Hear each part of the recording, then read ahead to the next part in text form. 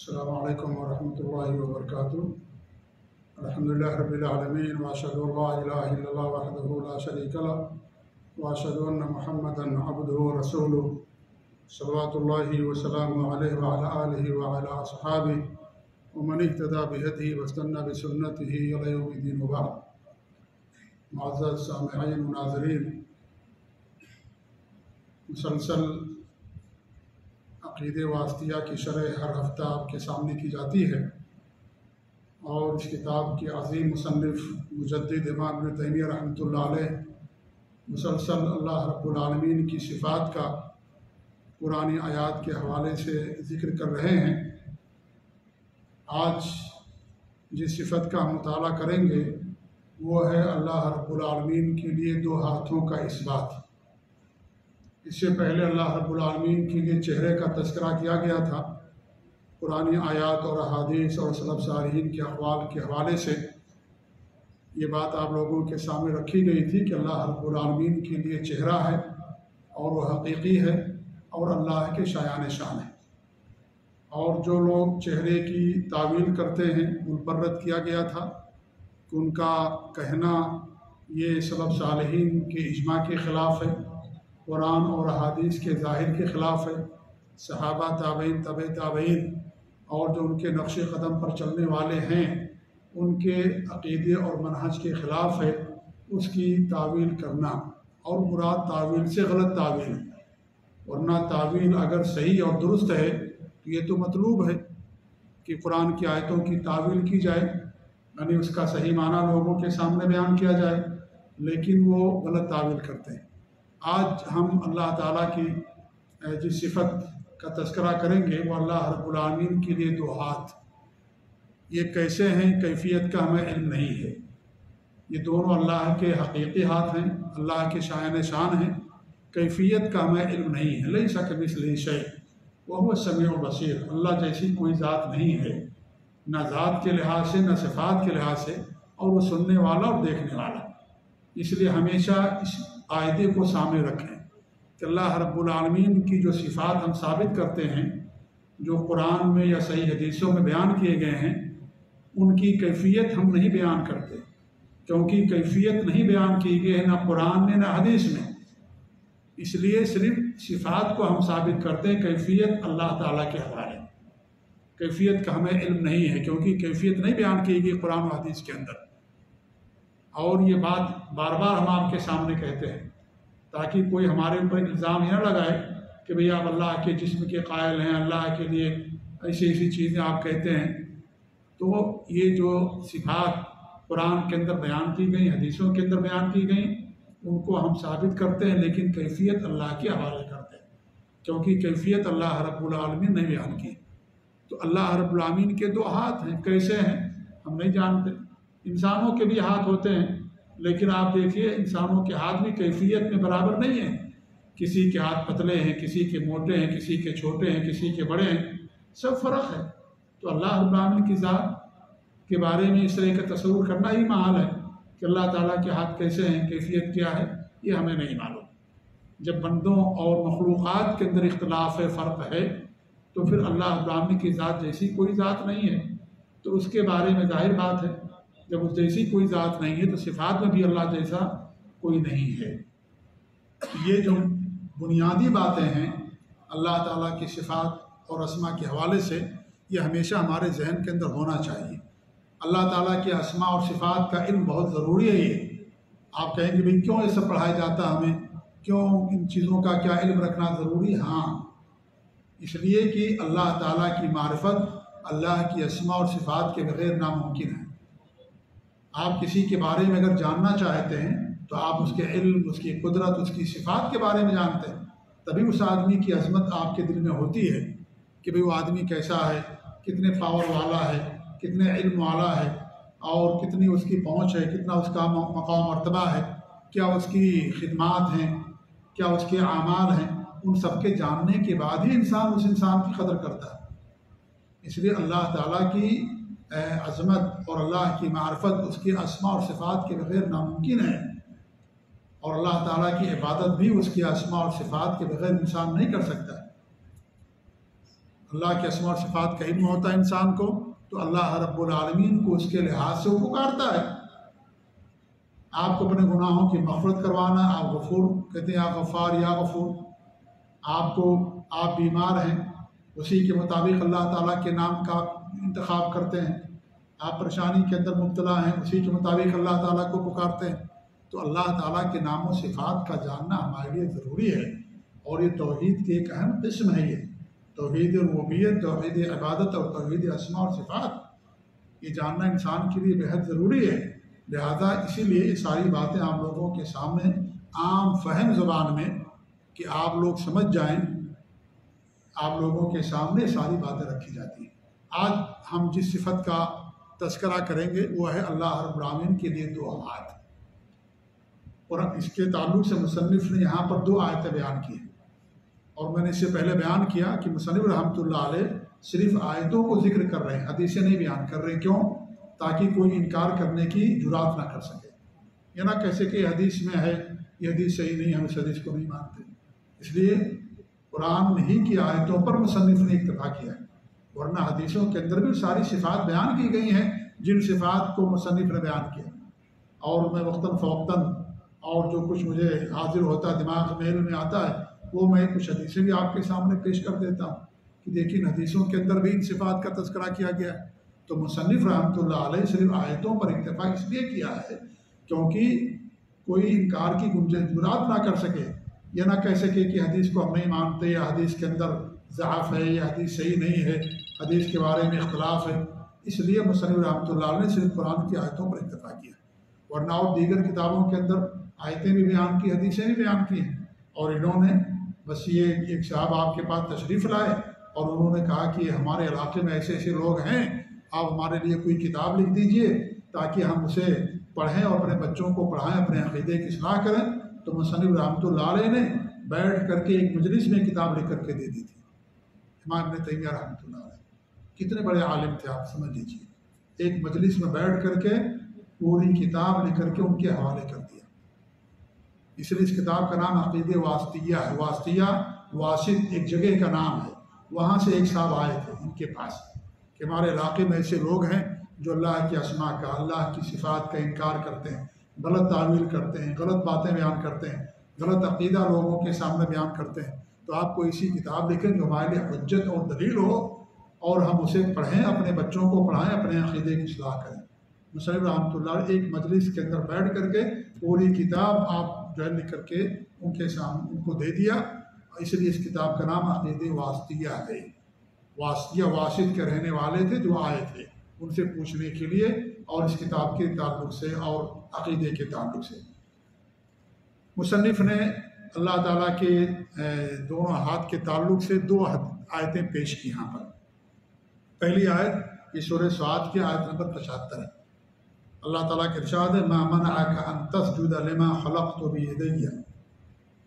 یہ اللہ نے ابلیس کو مخاطب کیا ہے، اے ابلیس تجھے کس چیز نے منع کر دیا کہ جس کو میں نے اپنے دونوں ہاتھوں سے پیدا کیا، تم نے اس کا سجدہ کرنے سے کیوں انکار کر دیا؟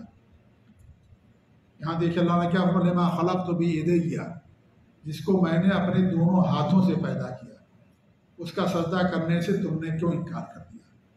اس آیت سے واضح طور پر ثابت ہوا کہ اللہ رب العالمین کے دو ہاتھ ہیں، بیدی۔ یہاں پر دیکھیے تثنیہ ہے، ڈوئل، اصل میں یہ بیدین تھا لیکن اضافت کی وجہ سے نون گر گئی، تو یہ تثنیہ ڈوئل، دو ہاتھ۔ تو اللہ فرماتے کہ میں نے اپنے دونوں ہاتھوں سے جس ذات کو پیدا کیا اس کا سجدہ کرنے سے تم کیوں باز رہے، تم نے کیوں سجدہ نہیں کیا؟ جی، تو اس سے معلوم ہوا کہ اللہ رب العالمین کے دو ہاتھ ہیں، اور یہ دو حقیقی ہیں۔ کیسے ہیں؟ کیفیت کا ہمیں علم نہیں ہے، یہ اللہ کے شایان شان، کیفیت اللہ رب العالمین کے حوالے۔ یہاں پر تثنیہ کا لفظ استعمال ہوا ہے، آگے جس آیت کو مصنف نے پیش کیا وہاں بھی تثنیہ کا لفظ استعمال ہوا ہے، اور تثنیہ ڈوئل کو کہتے ہیں اللہ تعالیٰ کے دو ہاتھ۔ قرآن کی کچھ آیتوں میں ید کا لفظ استعمال ہوا ہے، ید یعنی اللہ تعالیٰ، ید مانے ایک ہاتھ، یدان مانے دو ہاتھ، بات سمجھ رہے نا؟ تو ید کا لفظ استعمال کیا اللہ رب العالمین نے۔ تو اس کا کیا جواب ہے؟ اس کا جواب یہ ہے کہ دیکھیے کبھی مفرد بول کر کے تثنیہ مراد لیا جاتا ہے، ایک بول کر کے کبھی دو مراد لیا جاتا ہے۔ جیسے آپ کہتے ہیں میں نے اپنی آنکھ سے دیکھا، تو کیا آپ ایک آنکھ سے دیکھتے ہیں دونوں آنکھ سے دیکھتے ہیں؟ ہاں، دونوں آنکھ سے دیکھتے ہیں۔ میں نے اپنے کان سے سنا، ایک کان سنتے ہیں دونوں کان سے؟ دونوں کان سے۔ تو اللہ رب العالمین نے کبھی ید استعمال کیا، اس سے مراد آپ کے دونوں، اللہ کے دونوں ہاتھ مراد، ایک بول کر کے کبھی دونوں مراد لیا جاتا ہے۔ جیسے یہ مثال میں نے آپ کو دے کر کے سمجھایا۔ کہیں کہیں اللہ رب العالمین نے جمع کا صیغہ استعمال کیا، جمع کا صیغہ استعمال کیا۔ اس کا کیا جواب ہے؟ اس کا جواب یہ ہے کہ جمع کا جو صیغہ استعمال کیا گیا ہے، جمع یہ عربی زبان میں کم سے کم دو فرد کے لیے استعمال ہوتا ہے، دو فرد کے لیے بھی جمع کا استعمال ہوتا ہے۔ جیسے اللہ رب العالمین نے فرمایا ان تتوبا الی اللہ فقد صغت قلوبکما، اللہ رب العالمین نے سورہ تحریم کے اندر بیان فرمایا اپنے نبی صلی اللہ علیہ وسلم کی دو بیویوں کے تعلق سے کہ اگر یہ توبہ کر لیں تو ان کے دل پھر چکے ہیں، یعنی اگر توبہ کر لیں تو ان کے لیے بہتر ہے، اور ان کے دل راہ راست سے پھر چکے ہیں۔ یہاں پر اللہ رب العالمین نے قلوب کا لفظ استعمال کیا، قلوبکما تم دونوں کے دل۔ قلوب یہ جمع ہے، پلورل ہے، ایک مفرد کیا ہے قلب، اور ڈوئل کیا آئے گی قلبان، دو دل، اور پلورل یعنی جمع قلوب۔ دو آدمی میں کتنے دل ہوتے ہیں؟ دو ہی ہوتے ہیں نا۔ اللہ نے خود قرآن میں فرمایا کہ میں نے کسی بھی آدمی کے اندر دو دل نہیں رکھے ہیں، دو کڈنی ہے، دو ہاتھ ہے، دو آنکھ ہے، دو پاؤں ہیں، لیکن دو دل کسی کے جسم کے اندر نہیں ہوتے۔ یہ اللہ رب العالمین نے صاف فرما دیا کہ ہم نے کسی بھی آدمی کے جسم کے اندر دو دل نہیں رکھا ہے۔ ایک آدمی میں ایک ہی دل، دو عورتیں تھیں دو دل، لیکن اللہ نے قلباکما نہیں کہا کہ تمہارے دونوں دل، بلکہ یہ کہا قلوبکما تم دونوں کے دل۔ تو اس سے کیا مراد ہے؟ دو دل مراد ہے۔ تو جمع بول کر کے کبھی تثنیہ ڈوئل مراد لیا جاتا ہے، اور کم سے کم جو جمع ہوتا ہے دو پر جمع کا اطلاق ہوتا ہے۔ اس لیے اگر دو آدمی ہیں تو ان کو کہتے ہیں جماعت، دو سے زیادہ ان کو بھی جماعت کہا جاتا ہے۔ تو دو کے لیے بھی جمع کا صیغہ استعمال ہوتا ہے۔ ایک تو یہ معنی یا تصریح اس کی، دوسرا یہ ہے کہ یہ تقریب کے طور پر ہے، یعنی جیسے آپ کہتے ہیں کہ بھائی کسی آدمی کی تقریب کے طور پر آپ کو اس کی عزت افزائی کے طور پر کیا کہتے ہیں؟ جمع کا صیغہ استعمال کرتے ہیں، حالانکہ آدمی ایک ہوتا ہے، لیکن آپ کیا استعمال کرتے ہیں؟ جمع کا لفظ استعمال کرتے ہیں، جمع کا صیغہ عزت کے طور پر۔ آپ فرما رہے ہیں، یہ فرما رہے ہیں جمع ہے یہ، ٹھیک ہے؟ کس لیے کہہ رہے ہیں؟ کسی کی عزت کے طور پر، تکریم کے طور پر۔ جیسے آپ دیکھیے قرآن کریم اللہ نے کیا فرمایا؟ کبھی اللہ کہتا قلنا ہم نے کہا، حالانکہ اللہ تعالیٰ تو ایک ہی ہے نا، اللہ ایک ہی ہے۔ کہیں اللہ کہتا قل تو میں نے کہا، کہیں اللہ کہتا نحنو ہم نے، نحنو یہ جمع ہے، انا یہ واحد ہوتی ہے، تو اللہ تو ایک ہی ہے۔ تو یہ یہاں پر جمع کا صیغہ اللہ نے کیوں استعمال کیا؟ تکریم کے طور پر۔ کس کے طور پر؟ تکریم اور عزت کے طور پر۔ ایسے ہی جہاں پر جمع استعمال کیا گیا ہے تو اس کا معنی اہل علم نے، سلف نے بیان کیا ہے کہ ہاں مراد تکریم اور تعظیم کے طور پر ہے، کسی کی تشریف اور عزت کے طور پر جمع کا صیغہ استعمال کیا جاتا ہے۔ جیسے آپ اردو میں کہتے ہیں، یا آپ ہم کہتے ہیں ہم کہہ رہے ہیں، حالانکہ آپ اکیلے ہوتے ہیں، آپ کو کہنا چاہیے کہ میں کہہ رہا ہوں، لیکن آپ کیا کہتے ہیں کہ ہم نے کہا، ہم کہہ رہے ہیں، یہ ہمارا کہنا ہے، حالانکہ آپ اکیلے ہوتے ہیں، آپ کو کہنا چاہیے میرا کہنا، تو دونوں طریقے سے کہا جاتا ہے۔ تو جمع کا صیغہ جو استعمال کیا گیا وہ تشریف کے طور پر، ٹھیک ہے؟ تو یہ ہے کہ اللہ رب العالمین کے لیے دو ہاتھ ہیں۔ یہاں ایک مسئلہ اور ہے آگے بڑھنے سے پہلے، کہ یہ سوال آپ کے ذہن میں ہو سکتا ہے کہ غیر اللہ کا سجدہ کرنا حرام ہے، شرک ہے، تو اللہ رب العالمین نے کیسے حکم دیا کہ آدم کا سجدہ کرو؟ ٹھیک ہے، تو اس کا جواب یہ ہے کہ دیکھیے، اگر اللہ رب العالمین کسی چیز کا حکم دے دے تو چیز عبادت بن جاتی ہے، اس کا کرنا آدمی کے لیے جائز ہوتا ہے، واجب ہوتا ہے، جائز نہیں واجب ہو جاتا ہے۔ اور اللہ رب العالمین کبھی کسی چیز کا حکم دیتا ہے، کبھی کسی چیز سے منع کر دیتا ہے۔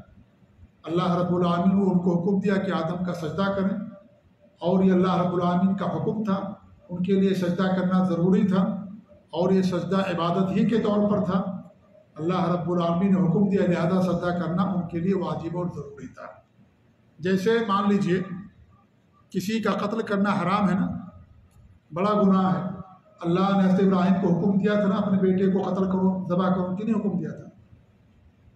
دیا تھا کہ نہیں دیا تھا؟ دیا تھا کہ اپنے بیٹے کو ذبح کرو۔ یہ تو اللہ نے بچایا ان کو۔ کیا حضرت ابراہیم کو معلوم تھا کہ اللہ تعالیٰ حضرت اسماعیل کو بچا لے گا؟ یا حضرت اسماعیل کے ذہن میں بات تھی کہ اللہ مجھے بچا لے گا؟ ایسا تو کوئی ذکر نہیں آتا ہے۔ اللہ نے حکم دیا کہ سجدہ کے حضرت ابراہیم کو کہ اپنے بیٹے کو ذبح کرو۔ ذبح کرنا حرام ہے کہ جائز ہے؟ حرام ہے۔ اللہ کا حکم ہوا، ان کے لیے کرنا ضروری ہو گیا۔ اللہ کو کوئی ٹوک نہیں سکتا، اللہ پر کوئی اعتراض نہیں کر سکتا، اللہ رب العالمین کو کوئی حکم نہیں دے سکتا۔ اللہ نے حکم دیا، اس کا کرنا آپ کے لیے واجب اور ضروری۔ حضرت خضر نے بچے کو قتل کیا تھا کہ نہیں کیا تھا؟ بچے کا قتل کرنا جائز ہے؟ بڑا جرم ہے، حرام ہے، گناہ کبیرہ ہے ناحق قتل کرنا، لیکن اللہ کا حکم انہوں نے قتل کیا۔ اللہ حکم دینے والا ہے۔ قیامت کے دن اللہ رب العالمین لوگوں کی آزمائش کرے گا۔ وہ لوگ جو کافروں کے بچپن میں بچے ہیں اور انتقال کر گئے، ان کی آزمائش ہوگی، یا وہ لوگ جنہیں دین کی دعوت نہیں پہنچی، اسلام ان تک نہیں پہنچا، ٹھیک ہے، اللہ تعالیٰ قیامت کے دن ان کی آزمائش کرے گا۔ کیا کرے گا؟ ان کو آگ میں کودنے کا حکم دے گا۔ آگ میں کودنا یہ صحیح ہے کہ غلط ہے؟ غلط ہے یہ، لیکن اللہ تعالیٰ ان کی اسی سے آزمائش کرے گا کہ کودو آگ کے اندر، میرا حکم ہے یہ، اور جب حکم ہے اس کا کرنا تمہارے لیے واجب اور ضروری ہے۔ اس لیے اللہ نے حکم دیا، کوئی اعتراض نہیں کر سکتا کہ اللہ رب العالمین نے کیوں حکم دیا۔ اللہ تعالیٰ کو کوئی حکم نہیں دے سکتا ہے اور کوئی اعتراض نہیں کر سکتا ہے، لہذا یہ عبادت کے طور پر تھا اور اللہ رب العالمین کا حکم ہوا، لہذا سجدہ کرنا ان کے لیے واجب ہوتا۔ اگر وہ سجدہ اگر یہ ضروری نہ ہوتا تو اللہ تعالیٰ اس کو درگاہ سے، اپنے دربار سے نہیں نکالتا، ہمیشہ کے لیے ملعون ہو گیا، ہمیشہ کے لیے جہنمی، ہمیشہ کے لیے ہم سے دور ہو گیا۔ کیوں دور ہو گیا؟ کیونکہ اللہ تعالیٰ کی بات نہیں مانی۔ اب آپ دیکھیے، ہم لوگ روزہ رکھتے ہیں نا مسلمان لوگ، دن میں بیوی کے پاس جانا کیا ہے؟ گناہ ہے کہ ثواب کا کام ہے، اجر کا کام ہے؟ اگر انسان اس لیے جاتا بیوی کے پاس کہ نیک اولاد ہوگی اور امت محمدیہ میں اضافہ ہوگا تو یہ ثواب کا کام ہے۔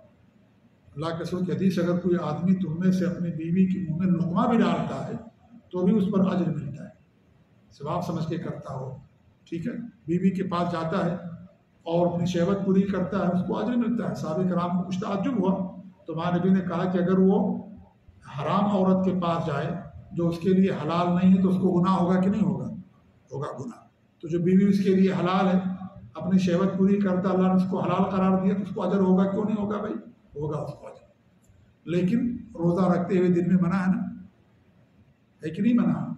حلال چیز کو اللہ نے منع کر دیا، حلال چیز کو، حلال ہی نہیں بلکہ اجر و ثواب والی چیز کو اللہ نے منع کر دیا۔ اب اس سے دور رہنا ہی ضروری ہے۔ اگر کوئی دن میں جائے گا تو یہ حرام کام ہو جائے گا۔ اللہ نے جس کے کرنے کا حکم دیا، اگر انسان کو چھوڑ دے گا تو اس کا گناہ ہوگا، اور جس کو چھوڑنے کا اللہ نے حکم دیا اگر کوئی کرے گا تو کیا ہوگا؟ چھوڑنے کا حکم اگر انسان اس کو کرے گا تو کیا ہوگا؟ جی زور سے بولیے بھائی۔ گناہ ہوگا، ہے کہ نہیں؟ گناہ ہوگا، بلکہ گناہ نہیں، سخت گناہ ہوگا بیوی کے بعد دن میں جانا، ہم بستری کرنا، اس کو گردن آزاد کرنا ہے، لگاتار 2 مہینے روزہ رکھنا ہے، اگر اس کی طاقت رہے 60 مسکین کو کھانا کھلانا۔ حالانکہ انسان شادی اسی لیے کرتا ہے، لیکن پھر بھی اجر کا کام ہے۔ لیکن رمضان میں دن میں اللہ نے حرام کر دیا، ہے کہ نہیں؟ کھانا پینا ہمارے لیے حلال ہے، کھانے پینے کی ساری چیزیں اللہ نے ہمارے لیے پیدا کی ہیں، لیکن دن میں روزہ رکھتے ہوئے آپ کے لیے حرام کر دیا گیا، آپ نہیں کھا سکتے۔ حلال چیز حرام، اللہ تعالیٰ جو چاہے کر سکتا ہے، اللہ کو کوئی روک نہیں سکتا۔ بات واضح ہو رہی کہ نہیں ہو رہی ہے؟ بات سمجھ میں آ رہی ہے؟ جی ہاں، ہم بات چیت کرتے ہیں کہ نہیں بات چیت کرتے ہیں؟ طواف کے دوران بات چیت کرنا جائز ہے، لیکن نماز میں نہیں بات چیت کر سکتے۔ کوئی آپ کو سوال کر رہا ہے، کوئی آپ سے فتویٰ پوچھ رہا ہے، آپ کی والدہ کال کر رہی ہیں، آپ فرض نماز پڑھ رہے ہیں، آپ نماز کے ہوتے ہوئے ان کا جواب نہیں دے سکتے کہ دے سکتے ہیں؟ نہیں دے سکتے۔ اللہ نے حرام کر دیا بات چیت کرنا۔ حالانکہ والدہ کا جواب دینا ضروری ہے، لیکن اللہ نے نماز کے دوران حرام کر دیا، حرام ہے یہ۔ تو اللہ تعالیٰ کی مرضی، اللہ تعالیٰ کی ذات، اللہ نے ان کے لیے حلال قرار دیا کہ سجدہ کرو، اللہ کا حکم کرنا ضروری۔ اللہ نے ان کو جو ہے سجدہ نہ کرنے کو، جیسے ابلیس کو جنت سے نکال دیا، ہمیشہ کے لیے ملعون کر دیا۔ لہذا یہ غیر اللہ کا سجدہ اللہ نے حکم دیا، لہذا وہ سجدہ ان کے لیے جائز ہو گیا، بلکہ کرنا واجب ہو گیا۔ اس لیے فرشتوں نے سجدہ کیا اور ابلیس نے سجدہ کرنے سے انکار کر دیا۔ کچھ لوگ اس کی تعویل کرتے ہیں، کہتے ہیں یہاں پر سجدہ اللہ کے لیے تھا اور حضرت آدم کی مثال قبلے کی تھی۔ جیسے ہم قبلے کی طرف رخ کر کے سجدہ کرتے ہیں تو کس کے لیے سجدہ کرتے ہیں؟ اللہ کے لیے۔ قبلہ ایک جہت اور ایک سمت ہمارے لیے، ایک علامت ہے۔ سجدہ زمین پر کرتے ہیں لیکن کس کے لیے کرتے ہیں؟ اللہ کے لیے۔ تو کہتے ہیں کہ ایک علامت کے طور پر تھے وہ۔ کچھ لوگ کہتے ہیں بھائی یہ سجدے عبادت نہیں تھا، یہ تشریف اور تکریم کا سجدہ تھا، یعنی اللہ تعالیٰ ان کے مقام و مرتبے کو واضح کرنے کے لیے عزت اور شرف کے طور پر سجدہ کرنے کا حکم دیا۔ جیسے یوسف علیہ السلام کے بھائیوں نے جو ہے اپنے ماں باپ کا سجدہ کیا ہے کہ نہیں؟ تو یہ سجدے تعظیم، سجدے عبادت نہیں تھا، اور سابقہ شریعتوں میں اس طرح کا سجدہ کیا تھا؟ جائز تھا۔ لیکن اس شریعت کے اندر ہر طرح کا سجدہ حرام ہے، ہر طرح کا سجدہ حرام ہے۔ اللہ کے علاوہ کسی کے لیے بھی سجدہ کرنا کیا ہے؟ حرام ہونا جائے۔ آج جو قبروں اور مزاروں پر سجدے ہوتے ہیں وہ عبادت کے طور پر ہوتے ہیں، کیونکہ وہ آدمی مر چکا ہے، دنیا سے چلا گیا، قبر کے اندر ہے وہ، تو عبادت کے طور پر وہ سجدے کیے جاتے ہیں۔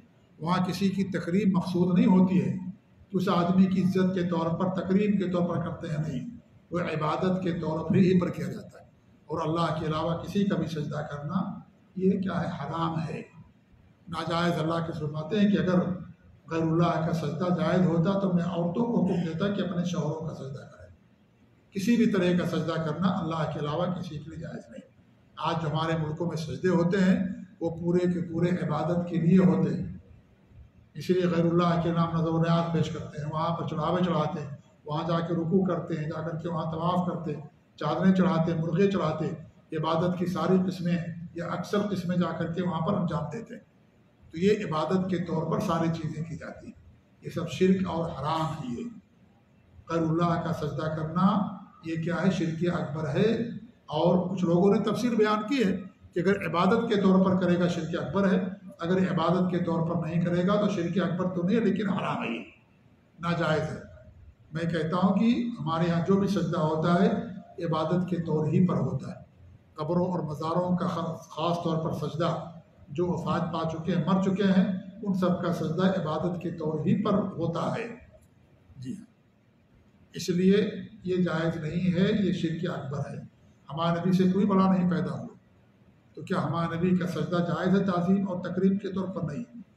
حضرت معاذ بن جبل یمن سے آئے تو یمن کے اندر دیکھا کہ اہل کتاب یہود و نصارہ اپنے بزرگوں کا سجدہ کرتے ہیں، جو ان کے بڑے لوگ ہیں، وہ بھی سجدہ کرنے چاہے، ہمارے نبی ان کو منع کر دیا۔ ہمارے نبی سے بڑا کون ہے جو عزت کا مستحق ہے، تقریب کا مستحق ہے؟ کوئی نہیں ہے اس کائنات میں جو اللہ کے رسول سے زیادہ تکریم اور تشریف کا مستحق ہو۔ ہمارے نبی ان کو منع کر دیا، لہذا یہ چیز اس شریعت کے اندر حرام ہے۔ اور ہمارے ہاں جو میں کہتا بار بار کہ ہمارے ہاں جو قبروں اور مزاروں کے سجدے ہوتے ہیں، پیروں اور فقیروں کے سجدے ہوتے ہیں، یہ جو ہے پورے کے پورے عبادت کے طور پر ہوتے ہیں۔ جی ہاں، عبادت کے طور ان کے سامنے جا کے جھکتے ہیں، جا کر کے ان کے سجدے کرتے ہیں، اور اپنی پیشانی کو ان کے قدم پر جا کر کے جھکاتے ہیں۔ یہ ساری چیزیں تکریم کے طور پر نہیں، عبادت کے طور پر ہوتی ہیں۔ اور اگر تکریم کے طور پر ہے تو بھی حرام ہے شریعت کے اندر، تو بھی بڑا گناہ ہے۔ جی ہاں، تو اس آیت کریمہ سے کیا معلوم ہوا کہ اللہ رب العالمین کے دو ہاتھ ہیں۔ کیسے ہیں؟ یہ اللہ کے شائن شان ہیں، کیفیت کا ہمیں علم نہیں ہے۔ کچھ لوگ اس کا انکار کر دیتے ہیں، کہتے ہیں اللہ تعالیٰ کے ہاتھ ہی نہیں ہے۔ کچھ لوگ کہتے ہیں ہاں ید نہیں ہے، کچھ لوگ کہتے ہیں ہاں اللہ تعالیٰ کے ید ہے، لیکن ید کا معنی غلط بیان کرتے ہیں۔ کیا کہتے ہیں؟ کہ ید کا معنی قدرت کے ہیں، اور یا ید کا معنی ہاتھ کیا نام ہے، نعمت کے ہیں، یا تو قدرت مراد ہے تو نعمت مراد ہے۔ کیا ان کا کہنا صحیح ہے؟ ان کا کہنا سراسر باطل ہے۔ کیوں باطل ہے؟ اللہ نے کیا فرمایا یہاں پر کہ ہم نے آدم کو اپنے دونوں ہاتھوں سے پیدا کیا۔ اگر آپ ید سے مراد قدرت لیتے ہیں تو کیا مطلب ہوا کہ اللہ نے حضرت آدم کو اپنی دونوں قدرتوں سے پیدا کیا؟ کہ اللہ تعالیٰ کی دو ہی قدرت ہے؟ کہ اللہ تعالیٰ کی قدرت کو ہم تقسیم کر سکتے ہیں؟ اللہ تعالیٰ تو ہر چیز پر قادر، اور اللہ رب العالمین نے تو ہر چیز کو اپنی قدرت سے پیدا کیا۔ اس میں حضرت آدم کی خصوصیت کیا رہ گئی؟ کوئی خصوصیت رہ گئی؟ سب کو اللہ نے اپنی قدرت سے پیدا کیا ہے۔ انسان، حیوانات، سورج، چاند، ستارے کیا اللہ تعالیٰ کی قدرت کے بغیر پیدا ہوئے ہیں؟ سب اللہ تعالیٰ کی قدرت سے پیدا ہوئے ہیں۔ لہذا اس کو قدرت کہنا کہ یدین سے مراد اللہ تعالیٰ کی دو قدرت ہے۔ کیا یہ بات سمجھ میں آتی ہے کہ اللہ تعالیٰ کی دو قدرت ہے؟ اللہ تعالیٰ تو ہر چیز پر قادر۔ یا اللہ تعالیٰ کی دو نعمت، کیا اللہ تعالیٰ کی دو ہی نعمت تھی حضرت آدم کے اوپر؟ ایک انسان میں اللہ تعالیٰ کی کتنی نعمتیں ہیں، اور ایک انسان کے ساتھ کتنی نعمتیں ہوتی ہیں؟ وَإِن تَعُدُّوا نِعْمَتَ اللَّهِ لَا تُحْصُوهَا، اگر تم اللہ تعالیٰ کی نعمتوں کو شمار کرو شمار ہی نہیں کر سکتے، اتنی ساری نعمتیں۔ اور وہ کہتے ہیں یہاں پر نعمت سے مراد اللہ کی دو نعمت، یعنی اللہ رب العالمین نے حضرت آدم کو اپنی دو نعمتوں سے پیدا کیا۔ نعوذ باللہ، کس قدر غلط معنی بیان کر رہے ہیں۔ یعنی اللہ تعالیٰ کی دو ہی نعمت ہے، اللہ تعالیٰ کی دو ہی قدرت ہے۔ نعوذ باللہ من ذالک۔ اور جہاں بھی شریعت کے اندر یا کتاب اللہ اور سنت رسول کے اندر یدین کا لفظ استعمال ہوا ہے، وہاں پر ہاتھ ہی مراد ہوتے ہیں، وہاں پر کہیں بھی قدرت اور نعمت مراد نہیں لیا گیا پورے عربی زبان کے اندر۔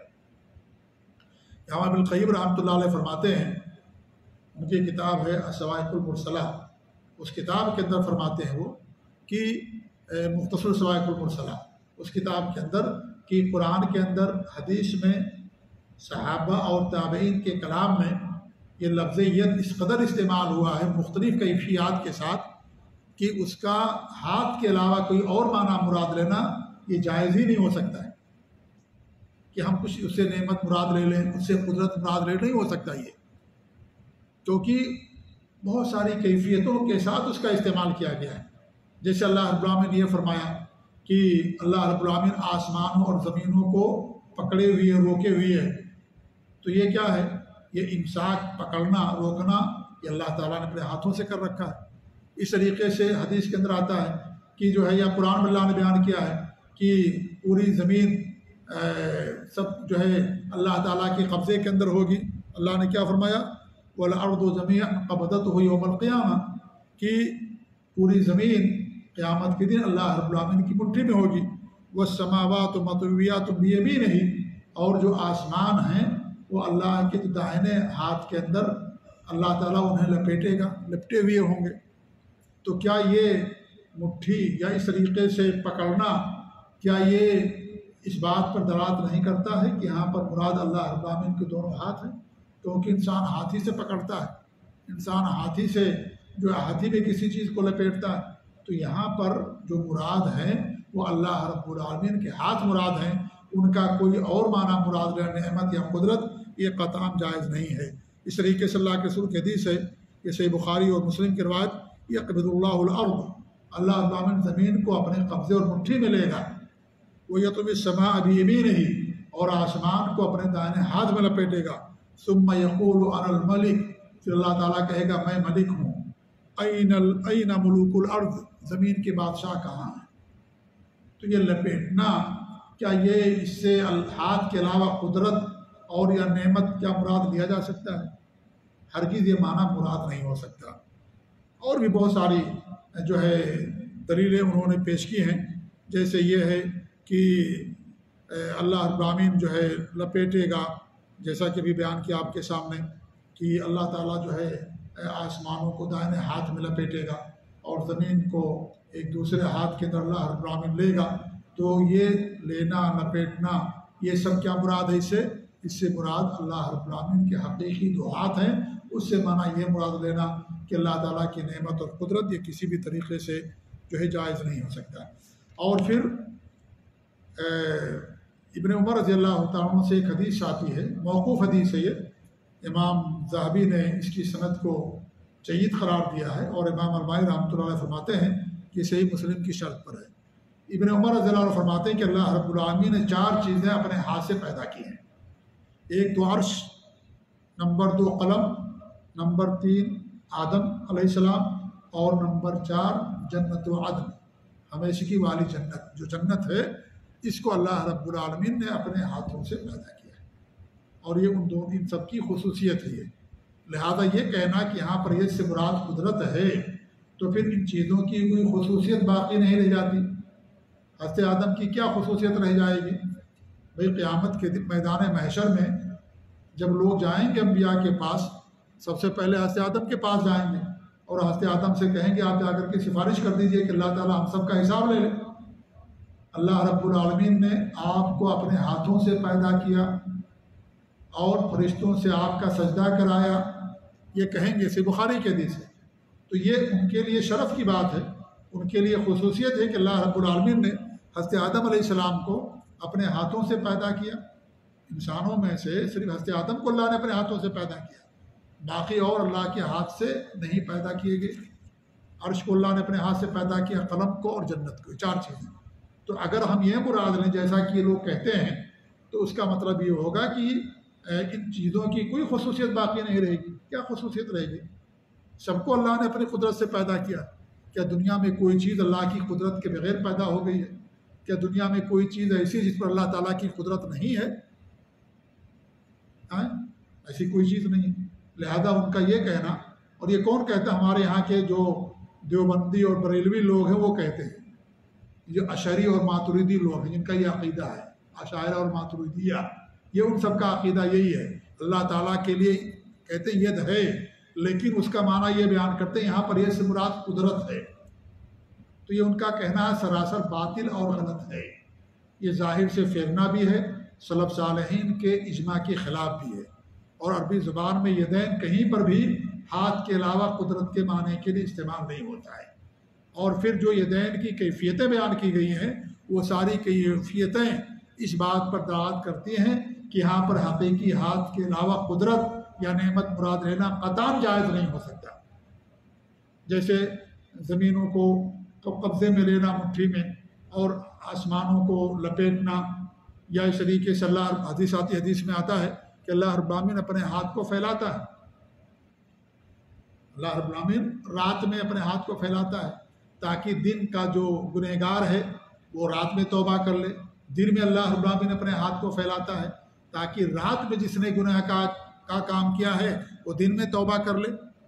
تو یہ جو بسط ہے پھیلانا ہاتھ کو، یہ اس سے مراد یہ نہیں ہو سکتا قدرت اور نعمت، بلکہ یہاں حقیقی ہاتھ اللہ رب العالمین کی مراد ہے۔ لیکن کیسے ہیں یہ اللہ رب العالمین زیادہ بہتر جانتا ہے۔ اور یہ جو دونوں ہاتھ ہیں یہ اللہ رب العالمین کے دونوں ہاتھ یمین ہیں، دائنے ہیں، جیسا کہ حدیث کے اندر آتا ہے۔ آگے جو حدیث آیت پیش کیا ہے مصنف نے، وہ کیا آیت ہے؟ وقالت اليهود يد اللہ مغلولہ، یہودیوں نے کیا کہا؟ اللہ تعالیٰ کا ہاتھ بندھا ہوا ہے۔ انہوں نے کہا ید اللہ، اللہ کا ہاتھ، یعنی کہ اللہ کے دونوں ہاتھ۔ کیوں؟ کیونکہ ان کا مقصد اللہ تعالیٰ کی توہین اور تحقیر تھی، نعوذ باللہ۔ یہ ہرزہ سرائی ان کی تھی، کیونکہ ایک ہاتھ سے خرچ کرنا 2 ہاتھ سے خرچ کرنے سے کم ہوتا ہے نا، اس لیے انہوں نے یہ کہا کہ اللہ تعالیٰ کا ہاتھ بندھا ہوا، یعنی کہ اللہ کے دونوں ہاتھ بندھے ہوئے ہیں۔ کیونکہ انسان اگر کسی کی سخاوت بیان کرتا تو کیا کہتا؟ ارے میں اپنے دونوں ہاتھوں سے بھر بھر کر کے دیتے، دونوں ہاتھوں سے دینا اس میں زیادہ سخاوت ہے۔ ایک ہاتھ سے دینے میں، ایک ہاتھ سے آپ دیں گے کتنا آپ کے ایک مٹھی کے اندر آئے گا؟ ایک مٹھی میں کتنا آئے گا؟ بہت کم آئے گا۔ لیکن جب دونوں ہاتھ سے بھر کر کے دیں گے تو زیادہ ہوگا۔ تو انہوں نے، ان کا خود سے باطن تھا، ان کے دل کی خباثت تھی یہودیوں کی، کہ انہوں نے اللہ پر الزام لگایا کہ اللہ تعالیٰ کا ہاتھ جو ہے کیا ہے؟ بندھا ہوا ہے، یعنی اللہ تعالیٰ خرچ نہیں کرتا ہے۔ اسے اللہ تعالیٰ کہتا کہ خرچ کرو، قرض حسنہ دو، اللہ کی راہ میں خرچ کرو۔ تو کہتے تھے نعوذ باللہ کہ اللہ فقیر، اللہ تعالیٰ ہم سے مانگتا ہے۔ حالانکہ جو مال اللہ نے دیا اللہ ہی کا دیا ہوا تھا، ان کے پاس جو بھی مال تھا، ان کے پاس جو اولاد، آنکھ کی نعمت، یا اس طریقے سے مال کی نعمت، جتنی بھی نعمت ہے سب اللہ کی دی ہوئی، اللہ نے دیا۔ تو وہ کہتے تھے کہ بھئی اللہ تعالیٰ فقیر، نعوذ باللہ اللہ تعالیٰ ہم سے مانگتا ہے، اللہ کے ہاتھ بدھے ہوئے، اللہ کا ہاتھ بندھا ہوا ہے۔ یہ نہیں کہا کم بختوں نے کہ اللہ کے دونوں ہاتھ بدے ہوئے، یہ کہا کہ اللہ کا ہاتھ بدا ہوا۔ اس میں بھی اللہ تعالیٰ کی اور مزید توہین اور تحقیر کے طور پر کہ اللہ تعالیٰ بخیل ہے، ایک ہاتھ سے دیتا ہے وہ بھی بدا ہوا ہے، وہ بھی بدا ہوا، نعوذ باللہ من ذالک۔ اسی لیے اللہ رب العالمین نے ان کی یہ سزا دی کہ دنیا کی سب سے زیادہ اگر کوئی بخیل قوم ہے تو یہودی ہیں، ان سے کوئی زیادہ دنیا کے اندر بخیل قوم نہیں ہے۔ انہوں نے اللہ پر بخالت کا الزام لگایا، اللہ نے سزا کے طور پر یہ صفت ان کے اندر قیامت تک کے لیے رکھی۔ اسے دنیا میں سب سے بخیل قوم یہودی ہیں۔ یہودی اگر ایک پیسہ دیں گے تو ایک پیسے سے ان کو 100 روپیہ ملے گا، 1 روپیہ 10 روپیہ ملے گا، تبھی ایک پیسہ دیں گے وہ۔ جی ہاں، آج دنیا پر ان کا کنٹرول ہے، اسی لیے وہ پیسہ دیتے ہیں دنیا پر کنٹرول کرنے کے لیے۔ یہ ان کے دل کی خباثت یہ ہے کہ اگر ایک دیں گے تو 100 گنا لیں گے تبھی ایک دیں گے وہ، اس لیے ان کے ہاں خرچ نہیں کیا جاتا ہے زیادہ۔ سب سے بخیل قوم ہے دنیا کی، اور یہ سزا کے طور پر اللہ رب العالمین نے چیزوں کے اندر رکھ دی۔ تو اللہ کیا فرماتا ہے کہ یہودیوں نے کیا کہا؟ اللہ تعالیٰ کا ہاتھ بدا ہوا ہے، غلت ایدیہم، ان کے ہاتھوں کو باندھ دیا گیا، یعنی اب یہ بخالت ان کی فطرت میں قیامت تک باقی رہے گی۔ وَلُعِنُوا بِمَا قَالُوا، اور انہوں نے جو کہا اس کی وجہ سے ان پر لعنت بھیجی گئی۔ بل یداہ مبسوطتان، اللہ تعالیٰ کے دونوں ہاتھ کھلے ہوئے ہیں، اللہ دونوں ہاتھ سے خرچ کرتا ہے، دونوں ہاتھ سے جو ہے لوگوں کو دیتا ہے، اللہ کے دونوں ہاتھ کھلے ہوئے ہیں۔ ينفق کیف یشاء، جس طریقے سے چاہتا ہے اللہ رب العالمین خرچ کرتا ہے۔ ایک حدیث کے اندر آتا ہے کہ اللہ رب العالمین کا ہاتھ بھرا ہوا ہے، اور جب سے اللہ نے آسمانوں اور زمینوں کو پیدا کیا سب کو دیتا ہے، لیکن اللہ رب العالمین کے خزانے میں ذرہ برابر کمی نہیں ہے۔ یہ صحیح مسلم کی روایت ہے۔ اس طریقے سے حدیث کے اندر آتا ہے، صحیح بخاری مسلم کی، اور صحیح مسلم کی حدیث ہے کہ اللہ کے رسول صلی اللہ علیہ وسلم فرماتے ہیں کہ اللہ تعالیٰ فرماتا ہے حدیث قدسی، اگر سارے انسان اور سارے جنات ایک میدان میں جمع ہو جائیں اور سب لوگ اللہ تعالیٰ سے مانگیں اور سب کو اللہ رب العالمین ان کی مطلوبہ چیز دے دے جو ان کی مراد ہے، سب کو، تمام انسان اور تمام جنات، جب سے دنیا قائم ہوئی اور قیامت تک جب جتنے لوگ آئیں گے سب کے سب ایک میدان میں اکٹھا ہو جائیں اور سب اللہ تعالیٰ سے مانگیں اور اللہ رب العالمین سب کو ان کی مطلوبہ چیز دے دے، تو اللہ تعالیٰ کے خزانے میں اتنی بھی کمی نہیں ہوگی جتنی کمی سمندر میں سوئی ڈالنے سے ہوتی ہے، اتنی بھی کمی نہیں ہوگی۔ سمندر میں آدمی سوئی ڈالتا کچھ کمی ہوتی کچھ بھی نہیں ہے، لیکن اتنی بھی کمی نہیں ہوتی ہے اللہ رب العالمین خزانہ، اللہ اتنا دینے والا۔ اور یہ کم بخت سرکش قوم تھی، انبیاء کے قاتل قوم تھی، انبیاء کو قتل کرنے والے، سخت دل والے، تو اللہ رب کے بارے میں الزام لگایا کہ اللہ تعالیٰ بخیل دیتا نہیں ہے، اللہ کا ہاتھ بدا ہوا ہے۔ تو اللہ نے کہا بل یداہ مبسوطتان، اللہ تعالیٰ کے دونوں ہاتھ کیا ہیں؟ کھلے ہوئے ہیں۔ ينفق کیف یشاء، اللہ رب العالمین جیسے چاہتا ہے خرچ کرتا ہے۔ اللہ تعالیٰ فرماتا ہے وآتاکم من کل ما سألتموہ، تم نے جو کچھ بھی مانگا اللہ رب العالمین نے تم کو دے دیا۔ ہماری ہر ضرورت کی چیز اللہ نے پوری کی، بلکہ ضرورت علی کمالیات اور حاجیات جس کی ضرورت بھی نہیں ہے وہ بھی اللہ رب العالمین نے ہم کو دے رکھا ہے، اس کی ضرورت نہیں ہے لیکن وہ بھی ہمارے پاس اللہ نے دے رکھا ہے، ضرورت کے علاوہ بھی۔ وَإِن تَعُدُّوا نِعْمَتَ اللَّهِ لَا تُحْصُوهَا، اگر تم اللہ تعالیٰ کی نعمتوں کو شمار کرو گے شمار ہی نہیں کر سکتے۔ إِنَّ الْإِنسَانَ لَظَلُومٌ كَفَّارٌ، لیکن انسان ہی ظالم ہے اور ناشکرا ہے، اتنا سب کچھ ہونے کے باوجود بھی ناشکری کرتا ہے۔ میرے پاس یہ نہیں ہے، میرے پاس مال نہیں ہے، میرے پاس دولت نہیں، میرے پاس فلاں چیز نہیں، حالانکہ اس کے پاس دولت کا، اللہ کی نعمتوں کا انبار ہوتا ہے، اگر گننا چاہے تو گن بھی نہیں سکتا، وہ اتنی نعمتیں ہیں اس کے پاس، لیکن ان ساری نعمتوں کو نہیں دیکھتا ہے۔ ایک نعمت کی اگر کمی ہے تو اس نعمت کی بنیاد پر اللہ تعالیٰ کی ناشکری کرتا ہے۔ اگر کچھ مال کم ہو گیا نہیں ہے تو اللہ تعالیٰ کی ساری نعمتوں کی ناشکری اور ناقدری۔ اگر گھر نہیں ہے مان لیجئے ساری نعمتوں کی ناشکری اور ناقدری، یہ گھر نہ ہونے کی وجہ سے کروڑہا نعمتیں موجود ہیں اس کے پاس، ایک نعمت نہیں گھر کی، اللہ تعالیٰ کی ناشکری۔ مال کی کچھ کمی، سب کچھ موجود اس کے پاس، اولاد بھی ہے، منصب بھی ہے، دولت بھی ہے، مان لیجئے اگرچہ کچھ کم ہے، اولاد بھی ہے، بیوی بھی ہے، امن بھی ہے، سکون بھی ہے، بیماری بھی نہیں ہے، صحت بھی ہے، سب کچھ بھی، عقل دماغ بھی ہے، تندرست ہے، سب کچھ ہے، پھر بھی اللہ تعالیٰ کی ناشکری صرف ایک نعمت کی نہ ہونے کی وجہ سے۔ اس لیے کہا جاتا ہے کہ دنیا کے معاملے میں انسان کو ہمیشہ اپنے سے نیچے کو دیکھنا ہے۔ اللہ کے رسول صلی اللہ علیہ وسلم کی حدیث ہے، تبھی انسان کے اندر شکر پیدا ہوگا، تبھی انسان کے اندر قناعت پیدا ہوگی، تبھی انسان اللہ کی نعمتوں کی قدر کرے گا۔ دین کے معاملے میں انسان اپنے سے اوپر کے لوگوں کو دیکھے۔ کیف کہنے کا مقصد یہ ہے کہ اللہ رب العالمین کے دو ہاتھ ہیں، یہ دونوں ہاتھ کیسے ہیں؟ یہ اللہ کے شاعر شان ہیں اور حقیقی ہیں، اور یہ دین سے مراد ہاتھ ہی ہیں۔ ان کا نعمت سے یا قدرت سے معنی بیان کرنا یہ تحریف ہے اور یہ تعطیل ہے، اس صفت کا انکار کرنا ہے، لہذا اس کا یہ معنی بیان کرنا قطعاً جائز نہیں ہے۔ یہ سلف صالحین کے منہج اور ان کے عقیدے کے اکثر خلاف ہے۔ اللہ تعالیٰ دعا کہ اللہ رب العالمین ہمیں اپنے عقیدے کا علم عطا فرمائے، اللہ رب العالمین ہمیں اپنے نبی اور صحابہ کے عقیدے پر قائم رکھے، اور اللہ رب العالمین ہمیں ہر طرح کی بدعقیدگی سے محفوظ رکھے، آمین۔ وصلی اللہ علی محمد وعلی آلہ وصحبہ اجمعین، وجزاکم اللہ خیر، والسلام علیکم ورحمۃ اللہ وبرکاتہ۔